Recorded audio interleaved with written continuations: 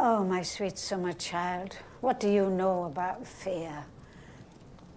Fear is for the winter, when the snows fall 100 feet deep. Fear is for the long night, when the sun hides for years, and children are born and live and die, all in darkness. That is the time for fear, my little lord, when the white walkers move through the woods. Thousands of years ago, there came a night that lasted a generation.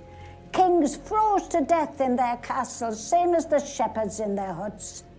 And women smothered their babies rather than see them starve, and wept and felt the tears freeze on their cheeks.